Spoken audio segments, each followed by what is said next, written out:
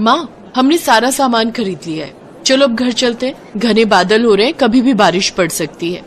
हाँ चल बेटी।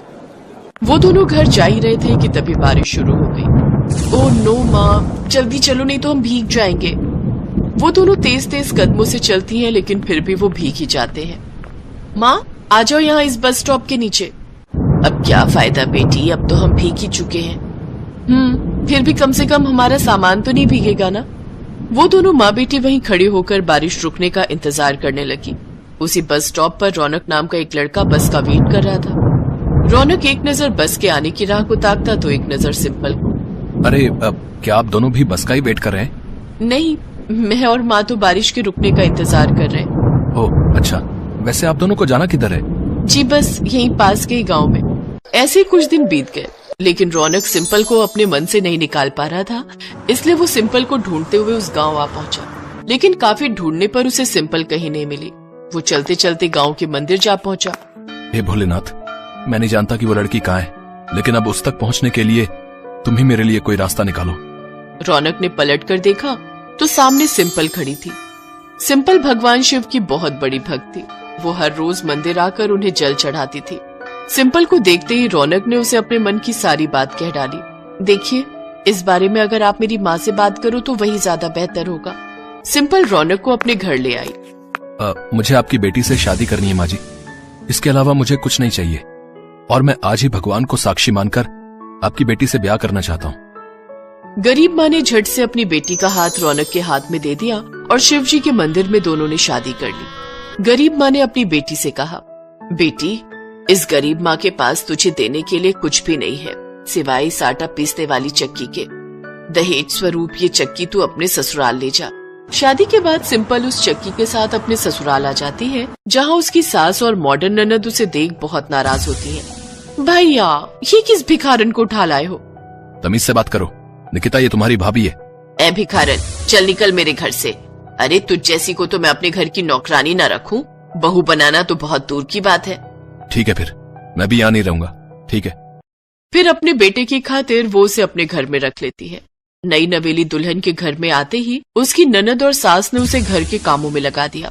ये ले, ये राशन के गेहूं हैं, इन्हें पहले चक्की पर पीस, उसके बाद ही तुझे खाने को मिलेगा।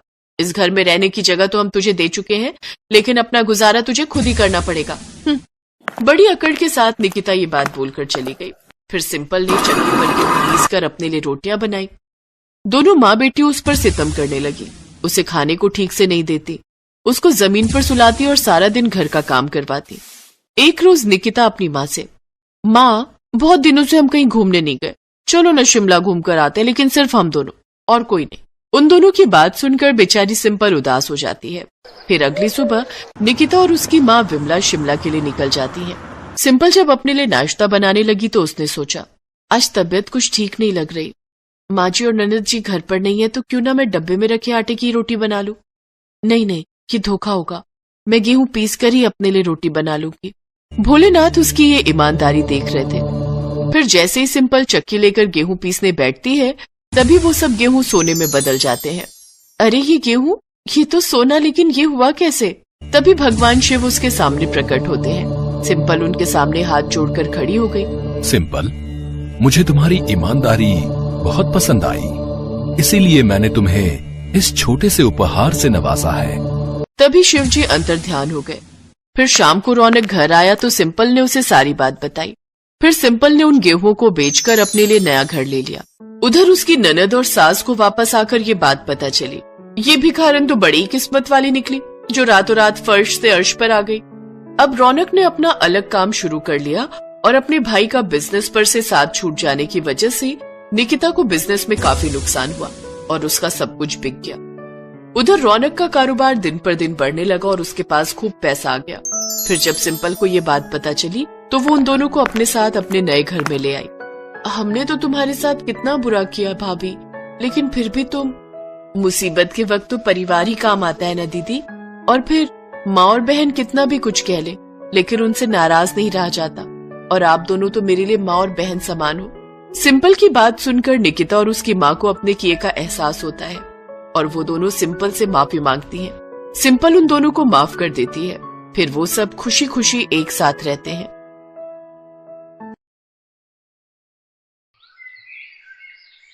शारदा एक कोठी में काम करती थी। कोठी की मालकिन नंदिनी बहुत ही अकड़ू थी। उसे अपने पैसे पर बहुत घमंड था। नंदिनी अपने घर के किसी भी नौकर से कभी भी ढंग से बात नहीं करती थी। नंदिनी की बेटी स्वाति 5th क्लास में थी। उधर शारदा की बेटी शालू भी 5th क्लास में थी। कभी कभी शालू के स्कूल की छुट्टी होती थी तो वो शारदा के साथ काम पर आ जाती थी। शालू, तू यहाँ बैठकर पढ़ाई कर, तब तक मैं मालकिन के घर के सारे काम निपटा लेती हूँ। ठीक है मम्मी। क्या हुआ शारदा, आज तू फिर शालू को अपने साथ ले आई? वो भाभी जी, इसके पापा गांव गए हुए हैं, घर पर बिल्कुल अकेली किसके पास छोड़ती, इसलिए साथ ले आई। ये तंग नहीं करेगी, वैसे भी इसकी परीक्षाएं शुरू हो गई हैं तो पढ़ाई कर रही है। पढ़ लिख कर कौन सा इसने कलेक्टर बनना है? तुम्हारे में तो वैसे भी 5वीं 6ठी पढ़कर शादी कर देते हैं। नहीं आंटी, मैं पढ़ लिख कर बहुत बड़ी इंजीनियर बनूंगी। मैंने मम्मी पापा को बोला है कि मुझे खूब पढ़ाई करनी है। बेटा, तुम्हारी माँ गरीब है, वो तुम्हें इंजीनियर नहीं बना सकती। ये सब सपने देखना छोड़ दो। और वैसे भी तुम लोग इंग्लिश मीडियम में तो पढ़ते नहीं हो, मामूली छोटे से स्कूल में पढ़ते हो, वो भी हिंदी मीडियम, तो उसके बलबूते तो तुम इंजीनियर बन ही नहीं सकती। शारदा, बच्चों को वही सपने दिखाया करो जिन्हें तुम पूरा कर सकते हो। बेकार में ही तुम शालू के दिमाग में बड़ी इंजीनियर बनने का सपना सजा रही हो, जबकि तुम जानती हो कि तुम एक गरीब माँ हो।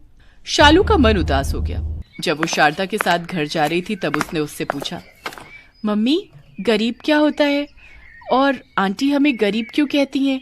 क्या गरीब इंजीनियर नहीं बन सकते मम्मी? क्या मैं बेकार ही सोच रही हूँ कि मैं इंजीनियर बनूंगी? इतना मत सोच बेटा, अगर तेरी किस्मत में इंजीनियर बनना लिखा है तो तू जरूर बनेगी। पर इतना याद रखना शालू बेटा, किसी के भी कहने से अपने लक्ष्य को मत छोड़ना। अगर तुमने मन में ठान लिया है कि तुम इंजीनियर बनोगी तो तुम जरूर बनोगी। अच्छा चल, मैं तुझे हलवाई की दुकान से लड्डू खरीद कर देती हूँ। तुझे लड्डू अच्छे लगते हैं ना? ठीक है मम्मी, आप मुझे 1 नहीं 2 लड्डू लेकर देना। शारदा शालू को इस तरह से समझाती है कि उसके दिल में कोई बात न रह जाए और वो अपने जीवन के लक्ष्य पर ही नजर रखे। एक दिन शारदा जब काम पर पहुंची तो उसने देखा कि नंदिनी अपने मोबाइल फोन पर बातों में लगी हुई है। वहीं स्वाति अपने कमरे में मोबाइल पर गेम खेल रही है। तभी नंदिनी स्वाति को ड्राइंग रूम से आवाज लगाती है, स्वाति, कितनी देर और गेम खेलोगी? चलो पढ़ लो, पता है ना तुम्हारे कल से एग्जाम शुरू हैं।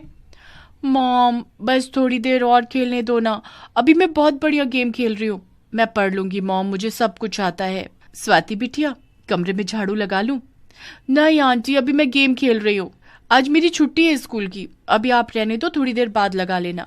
स्वाति बिटिया, बुरा ना मानो तो एक बात कहूँ, बच्चों का इतनी देर मोबाइल फोन चलाना अच्छी बात नहीं है। आपकी परीक्षाएं भी तो कल से शुरू होने वाली है, आपकी मम्मी बता रही है। शारदा भी स्वाति को बड़े होने के नाते समझाई रही थी कि अचानक नंदिनी ने आकर सारी बातें सुन ली। शारदा, ये क्या तमीज है मेरी बेटी से बात करने की? तुम्हें यह हक किसने दिया? अपनी हद में रहो, तुम एक नौकरानी हो समझी। और मेरी बिटिया तुम्हारी बेटी की तरह नहीं है जो थोड़ी बहुत पढ़ाई कर ले। इंग्लिश मीडियम में पढ़ती है मेरी बेटी और अच्छे नंबर से ही पास होगी। जाओ यहाँ से, और आज के बाद इस तरह से मेरी बेटी से बात करने की कोई जरूरत नहीं है। भला मैंने तुम्हें काम पर रख लिया, तुम तो घर में ही घुसने की कोशिश कर रही हो। माफ करना नंदिनी भाभी, मैंने तो इसलिए बिटिया को बोला कि उनकी परीक्षाएं हैं तो पढ़ ले। ठीक है, मेरा दिमाग खराब मत करो। जाओ यहाँ से, बाहर की सफाई करो। और स्वाति, मैं थोड़ी देर में मार्केट जा रही हूँ, तुम मेरे पीछे से पढ़ाई कर लेना। नंदिनी की यही आदत थी कि वो अपनी बेटी स्वाति पर ध्यान नहीं देती थी और इससे स्वाति की पढ़ाई पर असर होने लगा। फिर एक दिन, मम्मी मैंने कहा तो मुझे नहीं पता था कि मेरा मैथ्स का एग्जाम है, मैं भूल गई मम्मी।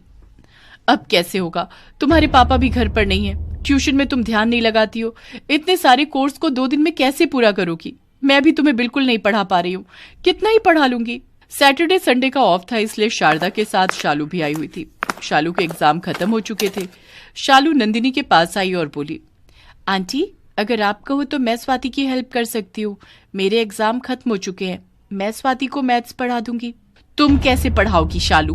तुम हिंदी मीडियम की लड़की हो, तुम्हारे स्कूल में उनके बड़े स्कूल के जैसी पढ़ाई नहीं होती है। आंटी, मैथ्स के फॉर्मूले तो सब जगह एक ही होते हैं। हमारे स्कूल में भी स्वाति के स्कूल जैसी ही किताबें हैं। मेरा कोर्स स्वाति के साथ मिलता जुलता है। अगर आप कहो तो मैं स्वाति को पूरी मैथ्स करवा दूंगी। ठीक है, एक बार शुरू करो, मैं देखती हूँ कि तुम इसे कैसे समझाती हो। मॉम, क्या कर रहे हो? शालू मुझे नहीं पढ़ा पाएगी। मेरा तो दिमाग खराब हो रहा है, मैं क्या करूंगी कल एग्जाम में? एक बार पढ़कर देख लो, नहीं समझ आएगा तो करना फिर जैसे पेपर करने, मैं क्या करूं? शालू स्वाति को मैथ्स पढ़ाने लगती है। कुछ ही देर में नंदिनी देखती है कि स्वाति शालू से बहुत अच्छे से मैथ्स समझ रही है। ये देखकर वो हैरान रह जाती है। नंदिनी भाभी चिंता मत करो, शालू मैथ्स में बहुत अच्छी है। इस बार उसके पेपर बहुत अच्छे गए हैं। उसकी टीचर कह रही थी कि वो गणित में बहुत अच्छे नंबर लेकर आई है। हाँ, मुझे दिख रहा है, स्वाति शालू से अच्छे से समझ पा रही है। शालू के पास 2 दिन का टाइम था। वो शनिवार और इतवार दोनों दिन स्वाति को खूब मेहनत करवाती है। शालू का दिमाग पढ़ाई में बहुत अच्छा था। उसके बताए गए तरीके से स्वाति मैथ्स को करती है। अगले दिन सोमवार को जब स्वाति पेपर देकर आती है तो वो बहुत खुश थी। मम्मी, मेरा मैथ्स का पेपर बहुत अच्छा गया है। आपको पता है, शालू ने मुझे एक एक चीज समझाई थी। मेरी ही सोच गलत थी। मैंने हमेशा शारदा को गरीब कहकर उसका कितना अपमान किया, पर आज देखो उसकी बेटी कितनी समझदारी से स्वाति को पढ़ा रही थी। मुझे शारदा से माफी मांगनी होगी। कुछ समय बाद स्वाति का रिजल्ट आ जाता है। स्वाति के मैथ्स में बहुत अच्छे नंबर आए थे। नंदिनी जानती थी कि स्वाति के अच्छे मार्क्स लाने में सबसे बड़ा हाथ शालू का है। शालू बेटा, ये मेरी तरफ से तुम्हारे लिए उपहार है। तुमने स्वाति की बहुत मदद की। ये लो तुम्हारे लिए लैपटॉप। तुम्हें इसकी बहुत जरूरत होती है ना, और तुम्हें इंजीनियर भी बनना है। ये तुम्हारे बहुत काम आएगा। Thank you aunty, thank you so much. Shalu के चेहरे पर जो मुस्कान थी उसका कोई मोल नहीं था।